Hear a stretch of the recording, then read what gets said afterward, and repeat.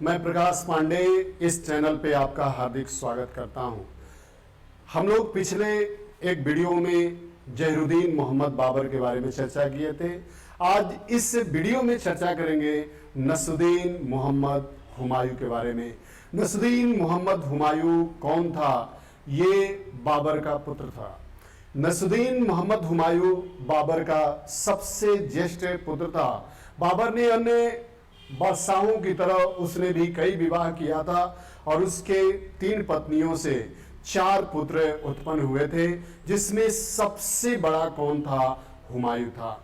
और बाबर की मृत्यु के पश्चात 4 दिन के लेट के बाद देखा जाए तो किसका राज्याभिषेक होता है? जहीरुद्दीन मोहम्मद हुमायूं का राज्याभिषेक होता है। किसका राज्याभिषेक होता है?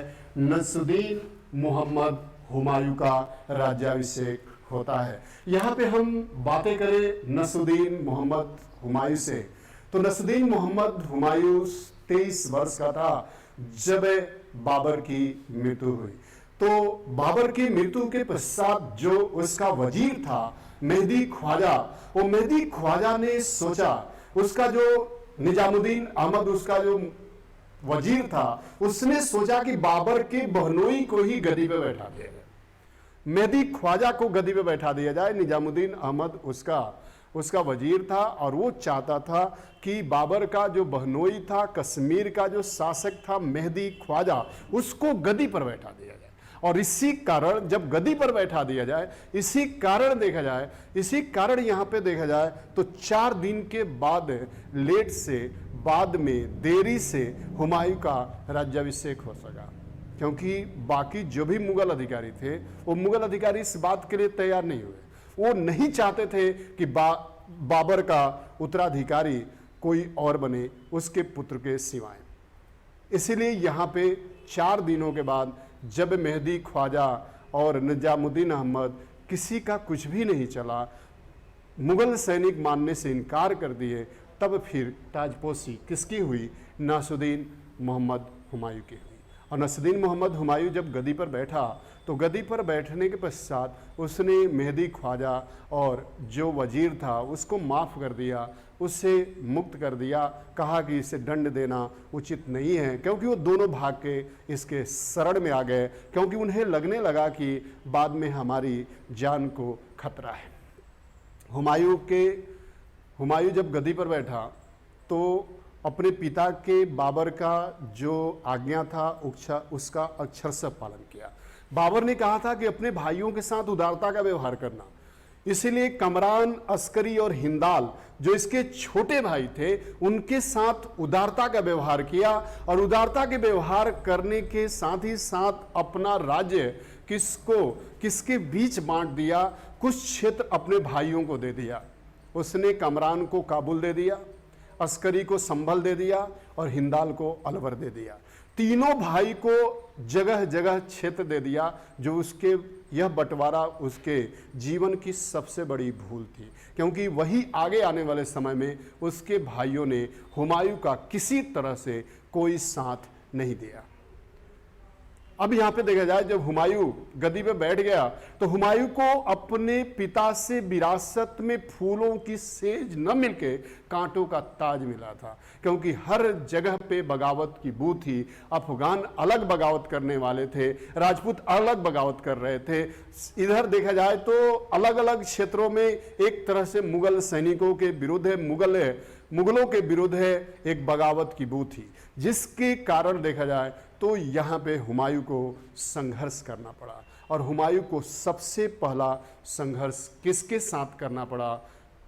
अफगानों के साथ करना पड़ा, क्योंकि पहले सत्ता अफगानों से ही बाबर के हाथों में आई थी, मुगलों के हाथों में आई थी। तो अब अफगानों को लगने लगा कि अगर हम सब अफगान एक साथ मिल जाए, सब अफगान सैनिक, जमींदार और राजा, ये सब एक साथ एक प्लेटफार्म पे हो जाए तो हुमायूं को पराजित करना आसान हो जाएगा।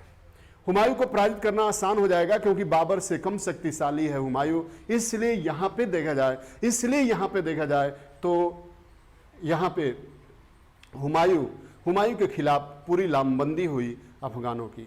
और 1532 ईस्वी में दौहरिया नामक स्थान पर 1532 ईस्वी में दौहरिया सरयू घाटी में है। और इसी दौहरिया नामक स्थान पर एक युद्ध लड़ा गया अफगानों और हुमायूं के बीच में। अफगानों और हुमायूं के बीच में एक युद्ध लड़ा गया। यह युद्ध, हुमायूं कौन था? मुगल था। तो ये मुगलों के बीच में और अफगानों के बीच में लड़ा गया। मुगल सेना का नेतृत्व देखा जाए हुमायूं कर रहा था, और अफगान सेना का नेतृत्व वही महमूद खान लोदी कर रहा था, जो बिहार और बंगाल का शासक था। बिहार और बंगाल का शासक था महमूद खान लोदी। उसके द्वारा, महमूद लोदी के द्वारा इसका नेतृत्व किया जा रहा था। और इस युद्ध में फिर तोपखाने ने साथ दिया हुमायूं का। हुमायूं ने एक तोपखाना का प्रयोग किया, और उसी तोपखाने के बदौलत देखा जाए तो हुमायूं यहाँ पर अफगानों पे भारी पड़ा। महमूद खान लोदी युद्ध में पराजित हुआ और भागने के लिए मजबूर हुआ। इस युद्ध में देखा जाए तो शेरशाह सूरी जो अफगान था, और वो शेरशाह सूरी भी महमूद खान लोदी की तरफ से, अफगानों तरफ से लड़ रहा था। अफगानों की तरफ से युद्ध लड़ रहा था। और ऐसे सिचुएशन में देखा जाए तो महमूद खान लोदी जब भाग खड़ा हुआ तो शेरशाह सूरी भागा नहीं, क्योंकि शेरशाह सूरी मुगलों के साथ नौकरी कर चुका था, मुगलों के यहाँ नौकरी कर चुका था। वो भागा नहीं, उसने लास्ट तक के टेस्ट किया, लास्ट तक परीक्षण किया, लास्ट तक एक तोपखाना संभाले और हुमायूं से युद्ध करता रहा। और यहीं पर शेरशाह ने एक अपने साथ वादा भी किया, और उसने इसी समय वादा किया कि अगर सौभाग्य मेरा मित्र रहा, परिस्थिति मेरे साथ रही, तो एक दिन हिंदुस्तान से मुगलों को खदेड़ कर ही दम लूंगा, मुगलों को भगा कर ही दम लूंगा। और ये किसने कहा? ये शेरशाह सूरी ने कहा। और ठीक शेरशाह सूरी अपनी स्थिति को मजबूत करता रहा। शेरशाह सूरी यहीं से भाग के फिर माफी मांग लिया हुमायूं से, हुमायूं ने उसे माफ कर दिया, छोड़ दिया। और वहीं से भाग के शेरशाह सूरी चुनार पहुंचा। और चुनार पहुंचने के बाद चुनार में किलेदार के यहाँ नौकरी ज्वाइन किया। चुनार में किला का जो प्रमुख था उसी के अंडर में नौकरी करना शुरू किया। और फिर जब किलेदार ताज खां की मृत्यु हो गई, तो मृत्यु हो जाने के पश्चात उसकी जो विधवा बेगम थी उससे विवाह कर लिया। और विवाह करने के बाद चुनार का जो खजाना था वो शेरशाह सूरी के हाथों में आ गया। चुनार का खजाना शेरशाह सूरी के हाथों में आ गया। और शेरशाह सूरी के हाथों में आने के पश्चात अब शेरशाह सूरी ने उस खजाने का इस्तेमाल सेना बनाने में किया। उसका इस्तेमाल किस में किया? सेना बनाने में किया, और सेना को मजबूत करने में किया, ताकि एक दिन हुमायूं को जो जीत तोड़ के जवाब दे सके, एक दिन हुमायूं को इस हिंदुस्तान को छोड़ने के लिए विवश कर सके। हुमायूं ने 1534 ईस्वी में यह बुंदेलखंड के शासक को अपने अधीन किया। उसके बाद 1535 से लेकर और 38 ईस्वी तक जो शासक था गुजरात का बहादुर शाह, उसके दमन में लग गया। बहादुर शाह के दमन में लग गया। कौन दमन में लग गया? बहादुर शाह के दमन में लग गया, और वो लग गया हुमायूं। 1538 ईस्वी में सौभाग्यवश उधर बहादुर शाह की पुर्तगालियों के साथ एक झड़प हुई, और उसी झड़प में अरब सागर में डूबकर पुर्तगालियों के धक्का दिए जाने के कारण अरब सागर में डूबकर बहादुर शाह की मृत्यु हो गई। और जब बहादुर शाह की मृत्यु हो गई तो ये एक बहुत बड़ा प्रतिद्वंदी जो हुमायूं का था उसका अंत हो गया। लेकिन एक तरफ जब हुमायूं बहादुर शाह के दमन में लगा हुआ था, उस समय शेरशाह सूरी अपनी स्थिति को मजबूत कर चुका था। शेरशाह सूरी अपनी स्थिति को मजबूत कर चुका था, और शेरशाह सूरी चुनार पे जो gateway of east Asia, east India कहा जाता था, पूर्वी भारत का प्रवेश द्वार कहे जाने वाले चुनार पर किसने अधिकार कर लिया था? शेरशाह सूरी ने अधिकार कर लिया था। साथ ही साथ यहां से वह बंगाल पहुंचा, और बंगाल को 1538 में लूटने का काम किया शेरशाह सूरी ने। और लूटने के पश्चात अकूत संपदा वहां से लेकर और कहां पे आ गया, अपने रोहतासगढ़ आ गया और कैमूर में रोहतासगढ़ के किला में लाके खजाना को जमा कर दिया। उसी समय बंगाल के शासक ने गुहार लगाई हुमायूं से कि आप हमारा रक्षा करो, हमारे सहायता करो, क्योंकि शेरशाह सूरी ने चारों तरफ लाशों का जाल बिछा चुका है, चारों तरफ धन का लूटपाट किया है, इसलिए आप यहाँ पे मेरी रक्षा करो। और जैसे रक्षा की गुहार लगाया वैसे ही देखा जाए, रक्षा की गुहार लगाई वैसे ही देखा जाए तो यहाँ पे क्या हुआ, यहाँ पे शेरशाह सूरी के विरुद्ध है आक्रमण करने के लिए कौन रवाना हुआ, हुमायूं रवाना हुआ। लेकिन शेरशाह सूरी ने अपने पुत्र को कहा कि जितना दिन तुम चुनार में उलझाए रखना चाहते हो तो चुनार में ही उलझाए रखो। 1538 में 8 महीना तक देखा जाए तो चुनार में उलझा रहा कौन, 1538 में 8 महीना तक हुमायूं चुनार में उलझा रहा। यहाँ पे विजय ही हासिल नहीं कर पाया। चुनार पर 2 बार आक्रमण किया था हुमायूं ने, एक 1532 में किया था, ये बीपीएससी में पूछा जा चुका है कि पहला आक्रमण चुनार पर कब किया था हुमायूं ने, 1532 में, और दूसरा आक्रमण हुमायूं ने चुनार पर कब किया था, 1538 में। 8 महीना के बाद 1538 में सफलता हाथ लगी और हुमायूं यहाँ से वाराणसी होते हुए और फिर कहाँ पहुँचा, वाराणसी होते हुए बंगाल पहुँचा। बंगाल में देखा चारों तरफ उजड़ा हुआ बंगाल था, चारों तरफ लाश की ढेर बिछी हुई थी और बंगाल को मरम्मत कराया, लाशों को साफ कराया हुमायूं और बंगाल को एक नाम दिया जन्नतबाद, जनंताबाद नाम दिया बंगाल का। किसने, हुमायूं ने।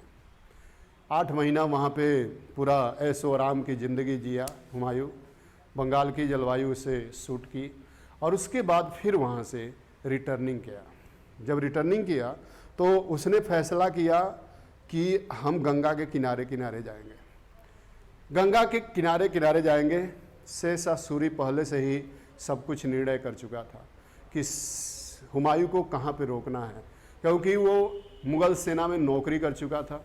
उसे पता था कि हुमायूं की सबसे बड़ी ताकत है तोपखाना, सबसे बड़ी ताकत कौन सी है, तोपखाना ताकत है। इसलिए वो चाहता था कि तोपखाना को कैसे हम बर्बाद करें। इसीलिए वह दिन याद था जिस दिन उसने वादा किया था कि अगर परिस्थिति मेरे साथ रही, सौभाग्य मेरा मित्र रहा तो एक दिन हिंदुस्तान से मुगलों को खदेड़ कर ही दम लूंगा। वह दिन आ गया, वह दिन करीब आ गया। और वह दिन कैसे करीब आया, मार्च 1539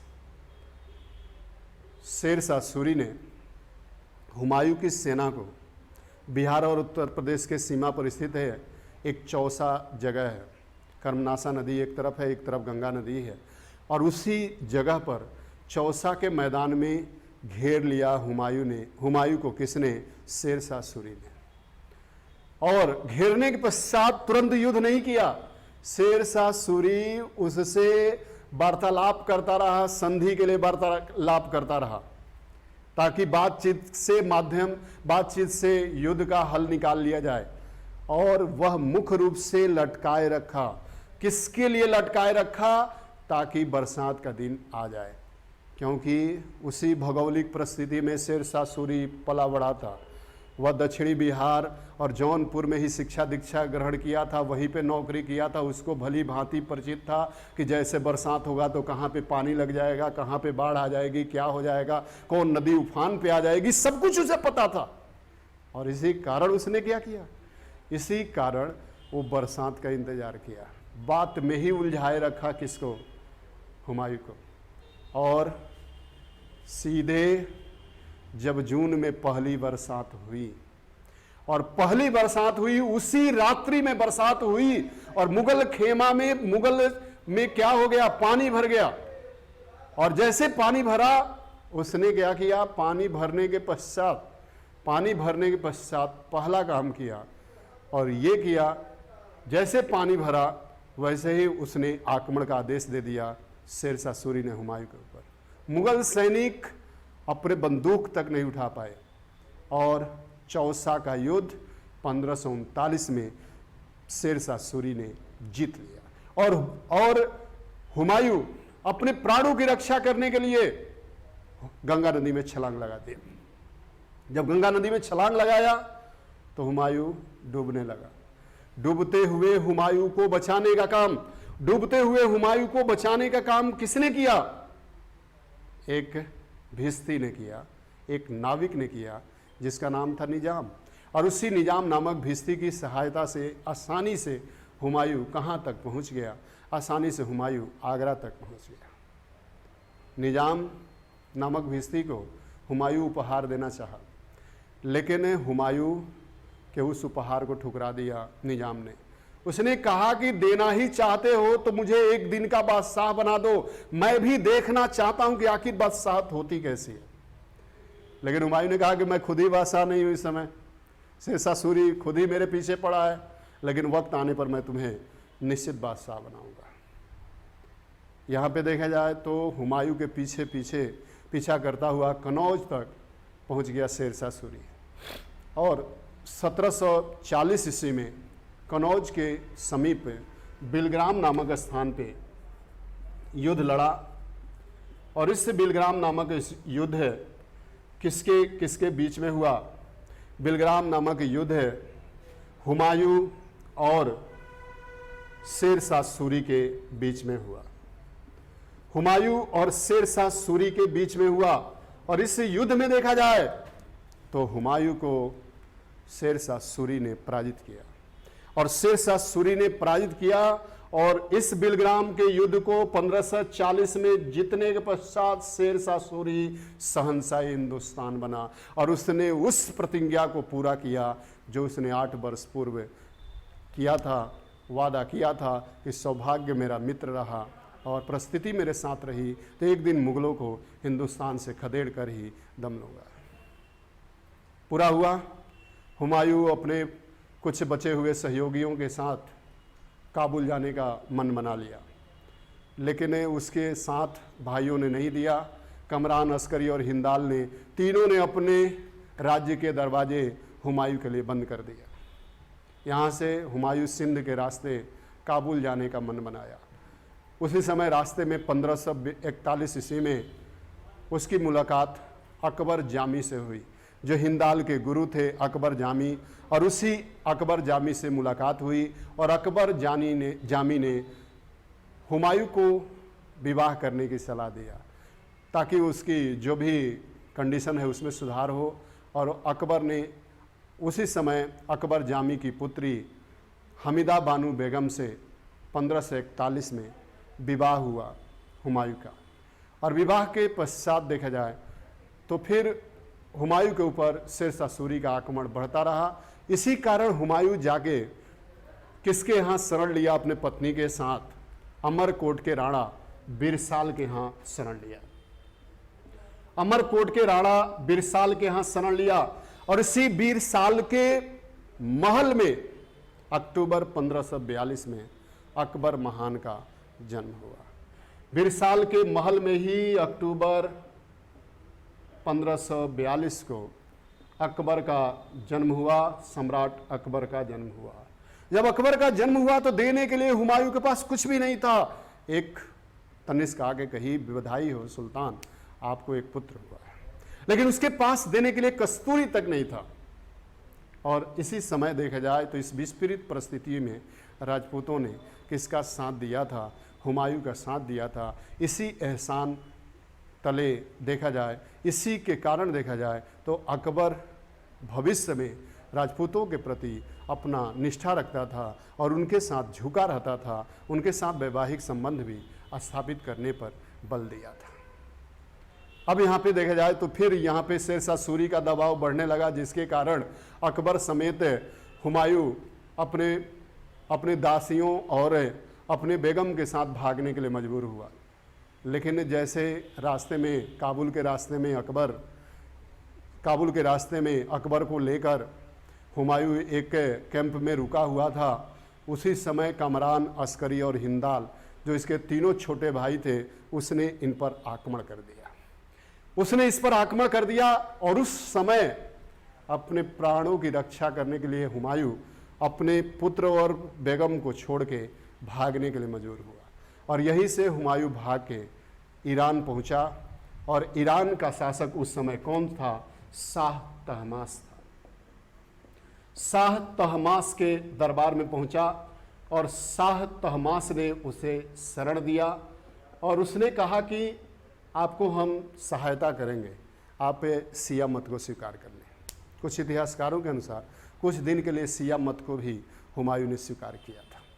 इसके पश्चात यहाँ से हुमायूं 3 वर्ष रहा, यहीं पे चित्रकारों से मुलाकात किया, यहीं पे कई लोगों से मुलाकात किया, विद्वानों से मुलाकात किया, और 3 साल के बाद 1545 में पुनः हुमायूं ने अपने छोटे भाई कमरान के ऊपर काबुल पर आक्रमण कर दिया, जिसमें ईरान की सेना ने मदद किया, बैरम खां ने मदद किया, और बैरम खां के सूझबूझ और हुमायूं के वीरता के कारण यहाँ पे काबुल पर पुनः अधिकार हो सका। जब काबुल के किला को जीतने के लिए हुमायूं तोप बरसा रहा था, उसी समय 3 वर्षीय अकबर को, क्योंकि अकबर को वही पाल पोस रहे थे अस्करी, उसी समय क्या किया, कमरान ने क्या किया कि अकबर को बांध दिया रस्सी में और बांध के लटका दिया, वहाँ पे लटका दिया जहाँ पे हुमायूं की तोपें गोला बरसा रही थी। कुछ समय के लिए विचलित हो गया हुमायूं और अपनी तोपों को रख दिया, लेकिन ऐन मौके पे जो धाय माँ थी, जो दासी थी महामनगा, उसने अकबर को बचा लिया, और उसके बचाते ही अकबर को जैसे रस्सी से निकाला, वैसे ही फिर हुमायूं ने काबुल को जीत लिया और काबुल का शासक बन गया। लेकिन उसी समय दुर्भाग्यवश शेरशाह सूरी की 1545 में अकस्मात मृत्यु हो गई और हुमायूं को पुनः भारत पर आक्रमण करने का मौका मिला, और 1555 ईस्वी में 10 वर्षों के बाद 1555 ईस्वी में पुनः हुमायूं ने भारत को जीत लिया। पुनः हुमायूं ने भारत को जीत लिया और 1555 में हुमायूं दिल्ली में एक महल बनवाया था जिसे दीन पनाह महल कहा जाता है, और उसी दीन पनाह महल के सीढ़ियों से गिरने के पश्चात हुमायूं 1555 ईस्वी में 1556 ईस्वी कर लें, इस संसार से विदा हो गया। इसी पर इतिहासकार लेन पुल ने लिखा है हुमायूं के मृत्यु पर, और ये कहा है कि हुमायूं जिंदगी भर लड़खड़ाता रहा और लड़खड़ाते लड़खड़ाते ही इस संसार से विदा हो गया। इस संसार से विदा हो गया। तो इस तरह हुमायूं के बारे में बातें करें। हुमायूं ज्योतिष में रुचि रखता था, और ज्योतिष में रुचि रखने के कारण ही 7 दिन में 7 रंग का कपड़ा पहनता था। 7 दिन में 7 रंग का कपड़ा कौन पहनता था? तो इसका आंसर जाता है हुमायूं। 1534 में हुमायूं ने दिल्ली में एक ऊंचे चबूतरे पर महल का निर्माण करवाया, जिसे दीने पनाह महल कहा जाता है। और उसी महल में देखा जाए तो उसने एक लाइब्रेरी स्थापित कराया था, जिस लाइब्रेरी में हमेशा अपना समय व्यतीत करता था। कौन? हुमायूं। तो ये आपको कैसे लगा?